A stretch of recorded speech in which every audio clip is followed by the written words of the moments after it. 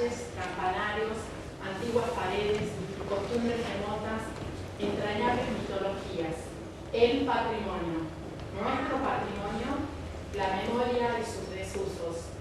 ¿Hasta cuándo seguiremos conjugándonos desde el olvido?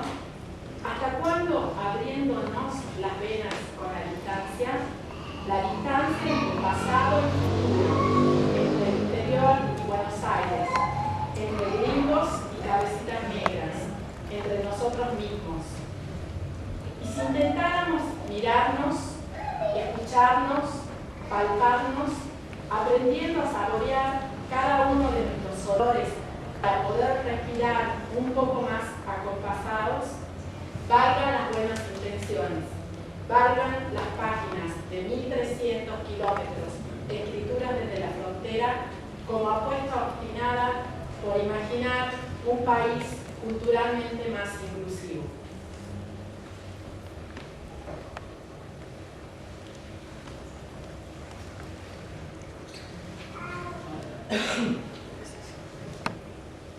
El escritor y la ciudad.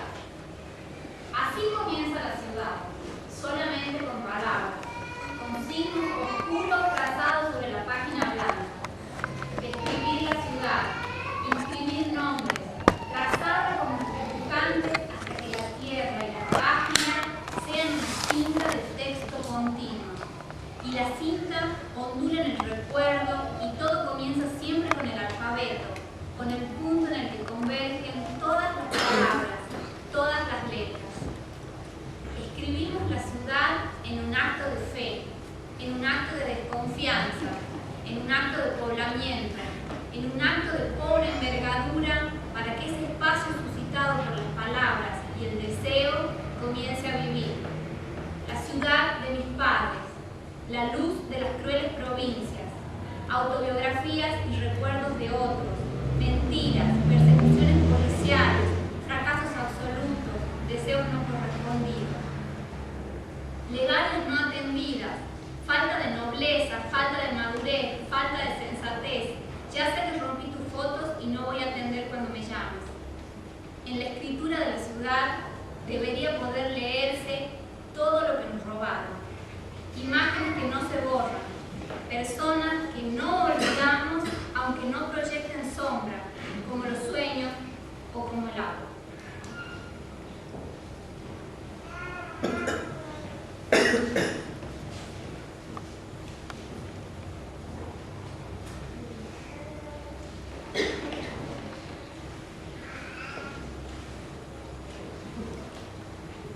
Señales de la luz. ¿A qué lugar nos remiten las señales de luz? Supongo que al país de luz. Es allí donde lectores sostienen profesiones óptimas a reposición como si fueran liebres marceras.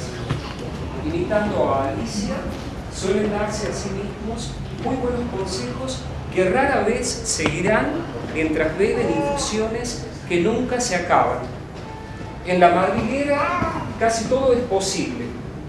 La sucesión temporal, la continuidad espacial, la fuerza productiva y la necesidad son sistemáticamente desbaratadas. En el país del humo, las conversaciones abundan y todas ellas, aunque luego terminen no sabemos dónde, comienzan con una pregunta que no es retórica.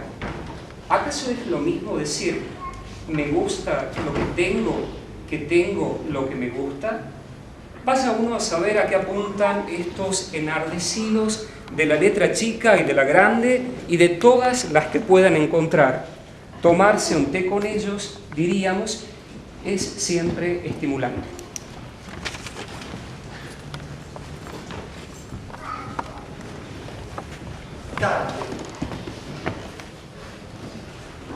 El hombre sale del taller solo y abatido, con una mano cerca de la cintura y la otra, suelta, bambolea un cigarrillo cerca del final. El hombre flaco y encorvado sale del taller y atraviesa el patio de las antiguas monjas. Cerca del bar lo esperan, sonrientes, los habituales compañeros del café de todas las mañanas. El edificio por el que camina el hombre flaco ya no es un convento húmedo y cerrado. El jardín de flores frágiles y ciegas no está vedado al público, pero mantiene aquella atmósfera amable, gótica y suicida del esplendor antiguo. El hombre llega accesando. Ni los hombres sonrientes que esperan en el bar, ni los que caminan presurosos por la calle, saben que esa es la última caminata del pintor Ezequiel Linares. Nadie sabe, ni siquiera él mismo. ¿Quién conoce el instante antes de la muerte? Cada dossier es un homenaje al instante, una apología de la gloria y de la caída, un canto rojo del silencio, un ensayo apasionado de la melancolía. Cada homenaje cuenta el instante de mayor alegría y el instante de la muerte, la pasión por el arte, el deseo de otra ciudad, las siestas de Tucumán en un cuento, el teatro de la calle Entre Ríos. Cada dossier narra el dolor de los 60, el mar que no cesa, el ímpetu del arte que fue y que no termina. Ese arte del laberinto norte, a 1300 kilómetros del centro y a poca distancia de nosotros mismos. Cada dossier habla del latido de la historia en esta parte del mundo, un rincón gastado y esplendoroso, el norte del sur.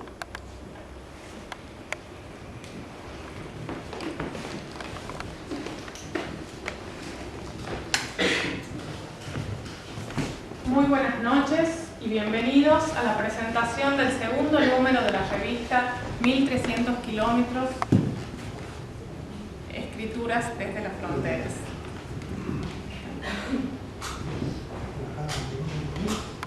Hola.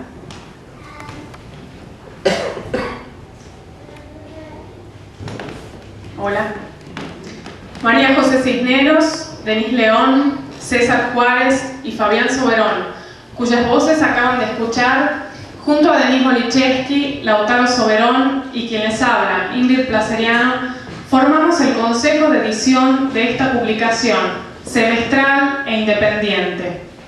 Con ella pretendemos celebrar nuestra cultura, rendirle un homenaje, ayudarla a escapar del olvido.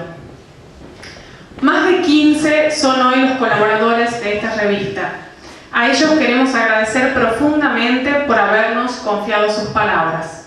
Romy Bader, Adrián Bonilla, Luis Bruna, Lourdes Castellanos, Susana Comoglio, Marcelo Damiani, Nancy Fernández, Gloria Gentilini, José Huanca Cosa, Eduardo Joaquín, Norma Juárez, Soledad Martínez Zucardi, Lalo Placeriano, Roberto Pucci, Josefina Santillán, Santiago Silvester, Mauricio Tosi y Darío Villalba. Nuestro deseo es que esta nómina de colaboradores crezca aún más. Por eso hoy invitamos a todos los interesados a participar en los distintos espacios de esta revista. La convocatoria para el próximo número permanecerá abierta hasta el 30 de septiembre. Asimismo, los invitamos a visitar nuestro blog en internet. Un agradecimiento muy especial a Mario Tapia por la impresión de la revista, a Lautaro Soberón por el diseño y a Matías Leschman por la edición y animación del corto documental. Asimismo al Centro Cultural Fluyés, que siempre nos abre las puertas, y a su directora, Elena Perilli de Colombres Garmendia, por su amabilidad y capacidad organizativa. Y para presentar este segundo número nos acompañan el poeta Santiago Silvester y el magíster Pedro Arturo Gómez, a quienes invito a tomar asiento al frente. Buenas noches, muchas gracias. Yo siempre estoy encantado de venir a Tucumán, y sobre todo cuando me traen buenas razones. Bueno, la verdad que nunca me han traído malas razones a Tucumán, así que siempre puedo decir que he venido con muchísimo agrado a esta ciudad. Hace muchos años le he oído a Raúl Gustavo Aguirre una frase que me pareció muy buena. Decía que las revistas son algo así como la caballería ligera de la cultura contemporánea. La metáfora se completaría con que los libros son algo así como la artillería pesada que viene por detrás, con estudios, tesis doctorales y todo lo que va dando cuenta de una manera más ceremoniosa, digamos, de la cultura contemporánea. A mí esa idea de caballería ligera siempre me ha gustado, me ha parecido bastante atinada, porque tiene algo de anticipatorio. Las revistas tienden a anticiparse no solo a los libros, sino incluso se anticipan al hecho de que los escritores den por terminado un poema o un texto. Muchas veces aparecen antes de que el escritor haya tenido tiempo de darle la última, inclusive la penúltima peinada. Hay algunas veces que han salido libros que han sido poemas o cosas que han sido enormemente corregidas y que han entrado inclusive al anecdotario de la literatura. Yo me acuerdo, por ejemplo, la sorpresa, y además es muy conocido, cuando vi en la revista Martín Fierro la primera vez que se publicó la Fundación Mitológica de Buenos Aires, que en los libros empieza diciendo: y fue por este río de sueñera y de barro. Bueno, pues en Martín Fierro dice: y fue por este río con traza de quillango, cosa completamente distinta. Borges sacó después el quillango, sacó toda connotación folclórica, patriotera, digamos, que en ese momento le estaba trabajando, bueno, y dejó el poema como lo conocemos todos. Es decir, esas tareas es tarea de las revistas, meterse en los cajones de los escritores, en las carpetas, en lo que vienen trabajando y que todavía no lo tienen terminado. Inclusive yo lamento en este sentido que ya no existe una vieja palabra, porque desapareció el objeto que servía para designarla, que es la palabra secretaire, porque era justamente meterse en algo. La palabra secretaire está intencionada, es guardar secretos. Bueno, pues ya no existe, pero es eso, es meterse en los secretos, en los entresijos de un escritor, arrancarle anticipadamente lo que luego terminará o no, pero esa es la función básicamente de las revistas, esta caballería ligera. Ahora, claro, esa caballería ligera tiene que venir también con mucho entusiasmo, cosa que evidentemente hay muchísimo entusiasmo en esta revista, y eso es un grupo con muchísima convicción de ganas de trabajar y de llevarla adelante. Y también me parece que tienen que estar claras las intenciones de la revista, porque cuando uno imagina que quiere sacar una revista, la primera pregunta que sale es ¿cómo? Es una pregunta fundamental, porque apunta nada menos que a la financiación, por ejemplo. Apunta a con qué colaboradores vamos a contar. Pero hay otra pregunta que me parece tan importante como esa, que es ¿para qué? El para qué de un proyecto. ¿Para qué se va a sacar una revista? Porque ese para qué termina definiendo, termina pidiendo a las colaboraciones adecuadas para cumplirlo. Empieza a ser como un marco de realizaciones, y eso es lo que es la intención de una revista. ¿Para qué se saca una revista? El para qué en esta revista que estamos presentando me parece que está bastante aclarado. Por empezar, ya el título tiene una intención. 1300 kilómetros no es un kilometraje, sino que es toda una intención, es una apuesta. Es una apuesta a decir: estamos a 1300 kilómetros de donde está el centro imaginario y real de este país y que ejerce, yo diría, hasta una prepotencia involuntaria, a veces voluntaria, ¿no? pero también hay la prepotencia involuntaria por el tamaño, por el problema económico, que, bueno, indudablemente está en Buenos Aires, a 1300 kilómetros. Entonces, marcar eso es empezar con una distancia, es comenzar diciendo, señores, el eje de esta revista, y por lo tanto el eje de esta reflexión, está a 1300 kilómetros de este centro del país. Y apunta, por supuesto, a toda una región, hasta Tucumán. Esto ha quedado bastante aclarado, creo yo, en el primer editorial de la revista, que marcaron toda una intención regional, la intención de hacer un registro de la región, trabajar de y para la región, lo que no significa en absoluto aislamiento. Y además sería un error que sea aislamiento. Significa sencillamente dónde está el acento, dónde está puesta la tonada. Esta revista viene con tonada. Y la tonada está a 1300 kilómetros del centro, bueno, del centro imaginario que funciona como tal. También he visto que ese para qué lo trae bastante aclarado en otro aspecto el editorial de esta nueva revista, del número que estamos presentando. A mí me parece interesantísimo la idea de tradiciones selectivas, que dice expresamente el editorial, citando a no sé quién, que habla de tradiciones selectivas. Yo creo que en realidad toda tradición es selectiva.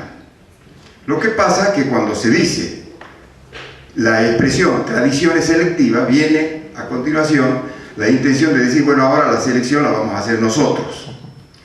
Inclusive, a veces contra el pelo de lo que se conoce como tradición aceptada, porque hay tradiciones aceptadas, ¿no? Yo creo que la tradición siempre es selectiva en el sentido de que, bueno, como ustedes son todos latinistas, saben que tradición significa entrega o transmisión de algo. Es eso, es un río que viene con muchas cosas, con muchos caldos de cosas útiles, cosas inútiles, cosas que en algún momento han servido y que después se desactivan y ya no sirven, con cosas buenas, malas, con verdades, inclusive con mentiras o con simulaciones. Todo eso viene en el río de la entrega sucesiva que una generación tras otra viene entregando. Ahora, de ese río cada uno elige lo que le conviene, elige lo que le viene bien. Casi yo diría que hay una tradición por persona que reflexiona sobre el hecho de que existe una tradición. Si yo escribo desde la tradición, como evidentemente lo hago, y como todos los escritores en términos generales, por muy parricidas que sean y por muy rupturistas que sean, igual tienen que tomarse el trabajo de matar a su papá, y que está en la tradición, terminamos eligiendo un recorte personal y distinto, porque si no fuese así, todos nos pareceríamos, todos escribiríamos cumpliendo más o menos los deberes al mismo recorte de esa entrega generacional.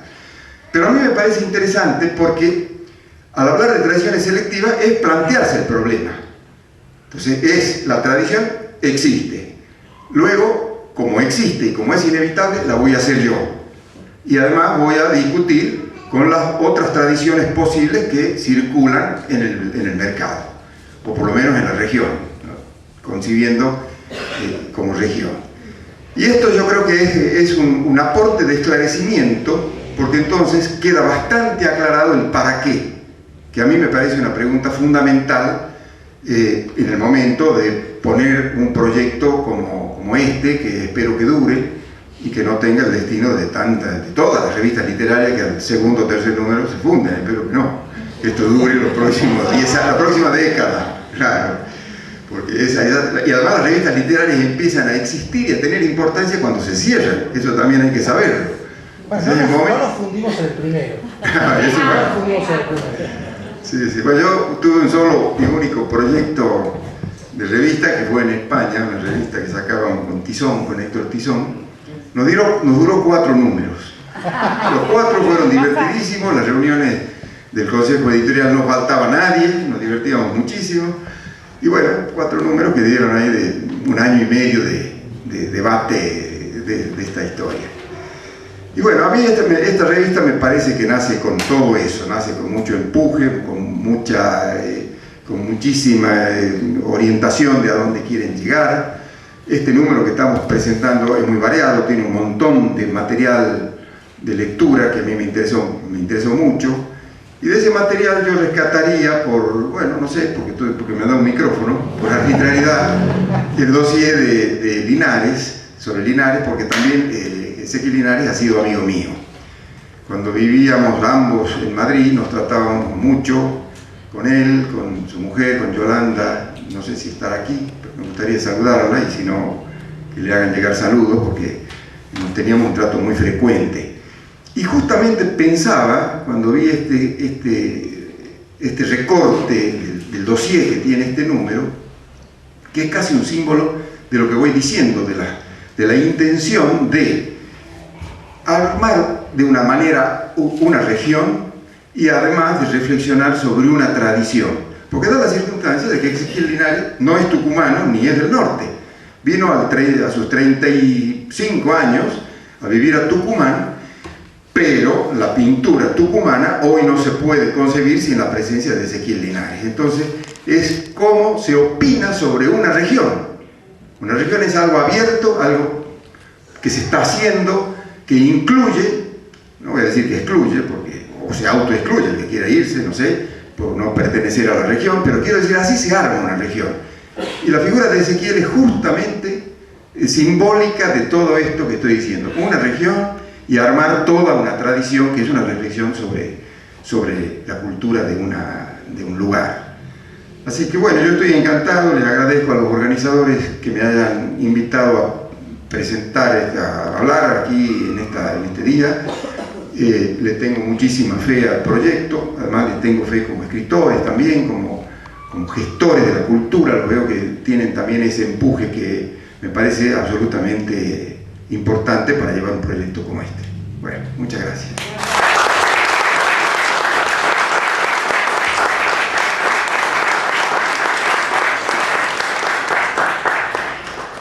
Bueno, buenas noches.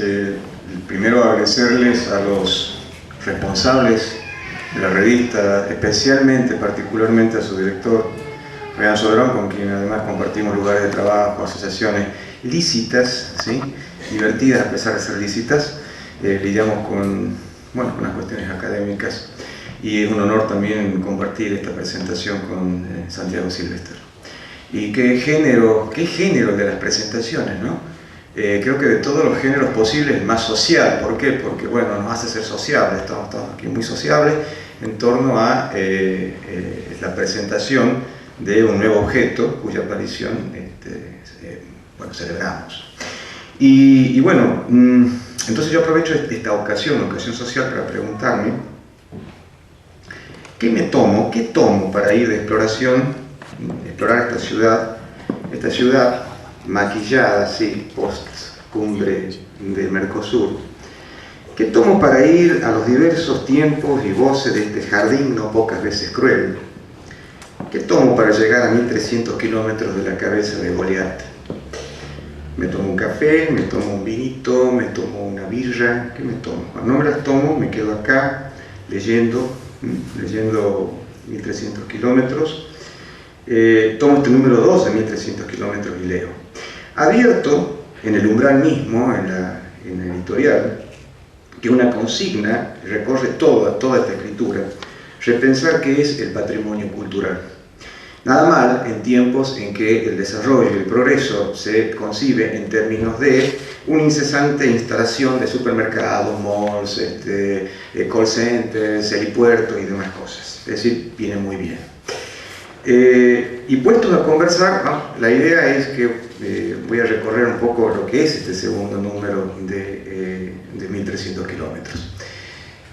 Puestos a conversar, bueno, lo que primero asoma es la conversación con una de las personas cuya pensamiento y humanamente estimo mayormente, que es Roberto Pipo Pucci. Y bueno, fiel a su condición de infatigable, como él mismo llama a los historiadores, realista empírico, llama a los historiadores en esta conversación, Pipo. Bueno, declara Pipo en esta conversación su relación de amor-odio con el pago pequeño, con el pago chico, y reivindica la historia provincial como llave de candados de tanta fábula malintencionada. Y revisa la tensión Buenos Aires, provincias, revisita el Tucumán de los 60, revisita la caída de Tucumán en el 66 y denuncia el peso que la desigualdad tiene sobre la producción cultural, y denuncia también, nunca está de más hacerlo, el peso de las modas culturales, y sin descuidar, claro, las relaciones entre arte, entre literatura e historia.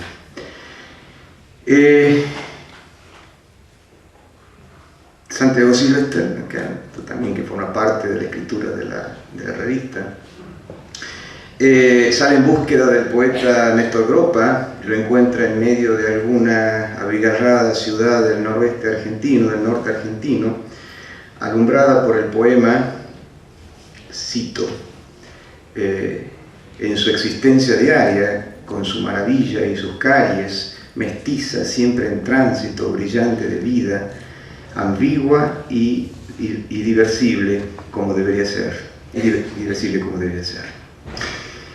Fabián Soberón le tira de la lengua a Juan Filloy, ¿sí? Y la descubre exuberante, pródiga en nomadismos desaforados. Denis León lucha a memoria partida con las hormigas de nuestro jardín. Siempre hay hormigas en el jardín, y siempre que hay jardín hay una casa. Bueno, Luis Bruna se empeña en hallar una casa de todos en un paisaje urbano donde lo comercial reina sobre lo simbólico y lo cultural, como afirma en su artículo. Habitamos, dice Luis Bruna, una ciudad histórica que borra las huellas de la historia. Ingrid Placerano no se deja intimidar por esa queja popular que dice: no es vida la que pasan estos muertos, ¿sí? Y bueno, entonces se demora en un doble paseo necropolitano y examina la arquitectura funeraria de dos tipos de cementerios: los cementerios de New Orleans, nuestro viejo cementerio del norte. Y bueno, por supuesto, las conclusiones apuntan a que la muerte es cuestión precisamente de vida, ¿no? Josefina Santillán se va de viaje, por aquí nomás, por la ciudad de las palabras oficiales, y cuenta las baldosas flojas de esta modernidad bárbara que el señor gobernador y sus coreutas pregonan con su prepotencia de las obras. José Huanca Cosa hace literatura y demuestra que, si bien a las armas las carga el diablo, son los hombres quienes las descargan. Darío Villalba, Romy Bader, César Juárez encomiendan sus pasos a la poesía. Déjenme leer un fragmento. Dice Villalba, en un poema llamado Palabras: no hay paso posible, ni esquina alguna que me lleve a tus brazos, abriéndose como una lastimadura del cielo, derramándome ángeles. Sin embargo, estás tan en mí que mi olvido de vos me fallecería. Romy Bader, por su cuenta, dice: la ciudad, a propósito, me lame, me succiona, me mastica, voraz. La ciudad me vomita del mismo modo que a cada uno de sus ocupantes, triturada, perturbada, áspera y sola. César Juárez, que hay que buscarlo detrás del frondoso dossier de Ezequiel Linares, que voy a hablar luego. César Juárez habla de los poetas, hay varios de ellos aquí. El poeta lee, dice César Juárez en un texto, Atardecer en el Lieja, el poeta lee, los poetas murmuran. El poeta lee y conjetura, los poetas murmuran e incluso uno de ellos eructa. El poeta lee, conjetura y, por cierto, no piensa en las madres de los otros poetas. Ya no hay café. La poesía, con discreción, ocupa el ascensor mientras se encoge tristemente contra la puerta corrediza. Fabián Soberón reaparece luego. Fabián Soberón siempre reaparece, ¿no? Ahora permanentemente está reapareciendo, suele hacerlo. Se toma el ómnibus de la literatura y se va a Mar del Plata. Se agradece que no se tome el tren bala. Y entre cinefilia, melomanía y demás ilustraciones cansinas se encuentra nada menos que con John William Cook, gordo y con alas de cocaína, que asegura Cook, el peronismo es un gigante invertebrado y miope. Mauricio Tosi ausculta el cuerpo escénico y en los órganos de la nación en las puestas de dos obras teatrales, La Granada, de Rodolfo Walsh, y El Campo, de Griselda Gambaro, en el Tucumán de los años 69 y 73. Un periodo, y cito a Marcelo Tosi, este periodo, el del Tucumán en los años 69 y 73, un periodo marcado por desajustes, desidias y rupturas, pero también por la feroz productividad de agentes culturales que hicieron del teatro un espacio de indagación y de ensayo sobre posibles relaciones sociales. Continuamos el viaje, la lectura por este número 2. Susana Comoglio, Lourdes Castellano nos hacen pasar al interior de una vivienda de bambú y bueno, nos da la gana de quedarnos, ¿sí? A resguardo del consumismo urbanístico que denuncian las autoras en el artículo. Y una casa de bambú podría ser muy bien una morada adecuada para que Soledad Martínez Zucardi despliegue los objetos que encuentra en la poesía de Santiago Silvester. Dice Soledad, vamos a encontrarla, por aquí debe andar, bien, acá está. Dice Soledad acerca de la poesía de Santiago: todo se funda en la mirada, los objetos y el sujeto mismo. Los objetos no son si no son mirados. En otras palabras, solo son y están en la medida en que alguien nos mira, y ese alguien, sujeto de la enunciación y de la mirada, existe en tanto se mira a sí mismo. Si todos los elementos del poema se sostienen en la mirada, ¿acaso el poema mismo penda también de ella? Y confirma, y no hay más, salvo una mirada que sale a la superficie como un sábalo, caza una mosca y vuelve con su bocado al fondo. Marcelo Damiani se deja invitar los bombones de las Circes, de Julio Cortázar y Manuel Antín. Claro que no se los come, opta en cambio por interrogar las temporalidades del mito y del relato literario y cinematográfico. Fabián Soberón, ¿se acuerda que siempre le aparece? ¿Sí?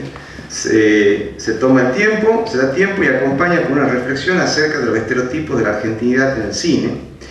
Yo por mi parte confieso que me agobia la afectuación estatuaria con que Antín recrea en su película El mundo de Cortázar, así que queda para la polémica. Me aburre terriblemente Antín. Palestrivo, como dicen los antiguos, como dicen los mayores, Palestrivo, hay reseñas de libros de Lucía Piosek de Previs, de Jacobo Reger, de Dardo Nofal, de Nélida Cañas y por supuesto de Fabián Soberón. Y llegamos al dossier dedicado a Ezequiel Linares. Bueno, el dossier nos devuelve en una especie de mosaico a este imaginero, como lo llama Gloria Ciavin en su artículo. Un imaginero transfigurado por la voluptuosidad de Tucumán, según lo pinta Eduardo Joaquín. Y Eduardo Joaquín se sorprende de que a pesar del carácter contestatario de la obra de Linares, sus pinturas han sido compradas por la burguesía tucumana, quizás como adhesión a un pintor de moda. Joaquín se pregunta, vamos a ver si encuentro dónde está la pregunta de Joaquín, acá está. ¿Cómo puede ser esto? Que puede encontrar en la calle de un sojero una pintura de Linares que habla en contra de eso. Es como una especie de tinerización del mercado de la obra de arte. Bueno, sí, enigmas, ¿no? Estos enigmas de ver a estos prósperos casi instantáneos, digo, sojeros, lucir en sus livings auténticos Linares, a los que en el mejor de los casos les dedican una mirada yendo del campo al corte de ruta. La sustancia política de la obra de Linares es lo que concentra la atención de Norma y César Juárez, quienes se internan en el enmarañamiento de arte, lo social y la violencia con la flora y la fauna de Jardín de la República en el sinuoso camino que lleva a la forma. Lalo Preseriano, en una entrevista echa a andar la memoria de un galerista y tras una caminata por el Tucumán de los 60 vuelve a estos tiempos para arrojar una observación, cito, la observación de Lalo, acá está. Dice una observación quizá un poco imprudente. Podría ser más delicado, dice Lalo, pero creo que a veces hay que decir las cosas. Los empresarios aquí en Tucumán no han apoyado nunca el arte, ninguna manifestación cuesta muchísimo, aún hoy, lograr que las empresas apoyen las manifestaciones artísticas. Atención a algún empresario que puede ser que ande por ahí. Bajo los soles que Pacha Wingard guarda de Linares, me quedo con esta imagen del imaginero. Cito a Pacha Wingard, por acá debe andar, acá está. Y me quedo con esta imagen. Dice Pacha Wingard de Ezequiel. Odiaba todas esas cosas que para él no eran esenciales. Esencial era el fenómeno de la creación, lo que estaba representado plásticamente. Y si vos no sabías representar plásticamente, como yo que no sé hacer ni una casita, la amistad. La relación de amistad con los alumnos, con los compañeros, es algo que cultivaba muchísimo. La conversación donde vos podés disentir con lo que te dice, con lo que dice y te acepta. Y eso es una actitud que yo, dice Pacha Wingard, veo que se ha perdido en las nuevas generaciones. Había una actitud crítica ante lo que vos hacías y no era ofensivo para nada. Yo, que soy un conversador empedernido, que profeso la fe en la conversación como una vía de indagación y en la amistad como herramienta de alumbramiento, me quedo con esta imagen. Y estoy convencido que una revista como 1300 kilómetros aporta al debate, agita los limos de la memoria, reaviva las visiones y las pasiones críticas, alentándonos a romper con las monolíticas prudencias. Gracias.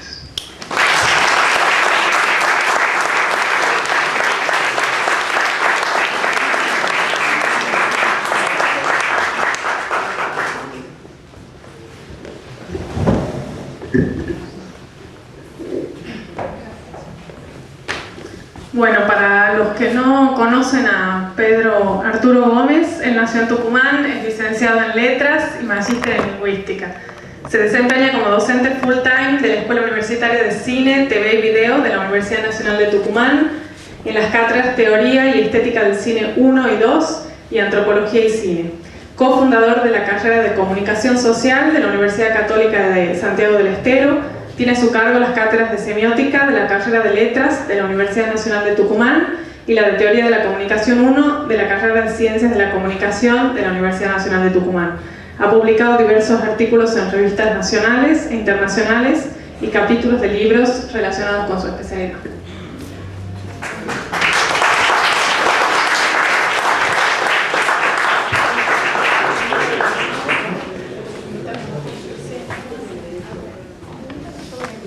En la presentación de este número queremos también agradecer a todos aquellos que apoyaron de diversas maneras este proyecto.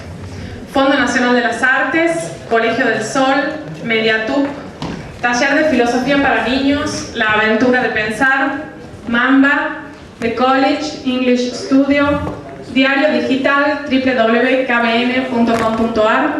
Instituto de Estudios Antropológicos y Filosofía de la Religión, Managua, Facultad de Artes, Mandrágora, Tecnovinc, Instituto de Crolí, Aval, Instituto de Investigaciones Lingüísticas y Literarias, Librería Hiperión y Compañía, Instituto de Ciencias Empresariales, Proyectos Rodolfo Walsh, Akihabara, licenciadas Celia Alarcón y Susana Arroyo Centeno, Restauración de Obras de Arte, Instituto de Psicoanálisis y Psicoterapia de Tucumán, Tatetí, Doctor José Ignacio García Consolani, Graciela Bolognini, Línea Gráfica, licenciada Diana Plaza, Nora Grupal. Julio y Carmen Cisneros, Pedro y Julio Cisneros Torres, doctora Cristina Bulacio, doctora María Laura de Arriba, César y Marta Juárez, Norma y Ana Juárez. A todos ellos muchas gracias. Y aprovechamos para contarles a todos los presentes que los espacios de publicidad y adhesiones para el próximo número ya están abiertos. 1300 kilómetros se propone dedicar en cada número un dossier, acompañado de un corto documental, a un personaje relevante de nuestra cultura. En esta ocasión se lo dedicamos al plástico Ezequiel Linares. Es así que les proponemos a continuación compartir esta mirada sobre su vida y sus obras. Y al finalizar, los invitamos a un brindis con nosotros y por supuesto a adquirir la revista 1300 kilómetros aquí o en la librería Manfredo o en la librería de la Universidad Nacional de Tucumán. Buenas noches.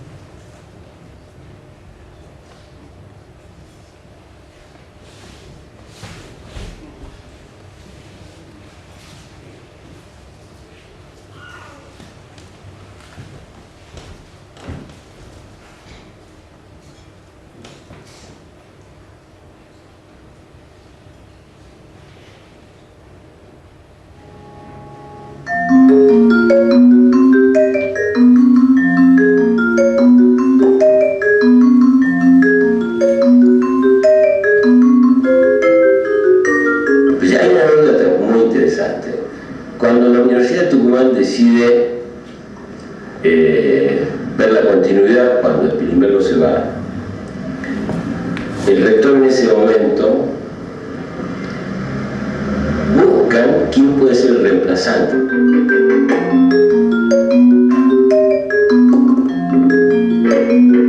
Entonces, hay una anécdota que es genial. Le mandan una carta a Picasso para invitarlo a Picasso a ser el director de la parte de pintura de Tucumán.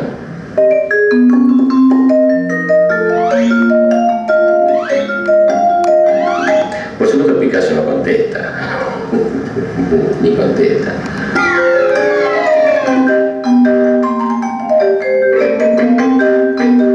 Luego buscan a otro pintor importante italiano en ese momento, pero estaban buscando. Es decir, lo interesante es ver la dimensión, la envergadura de la universidad en ese momento. Estaban buscando a los mejores pintores del mundo.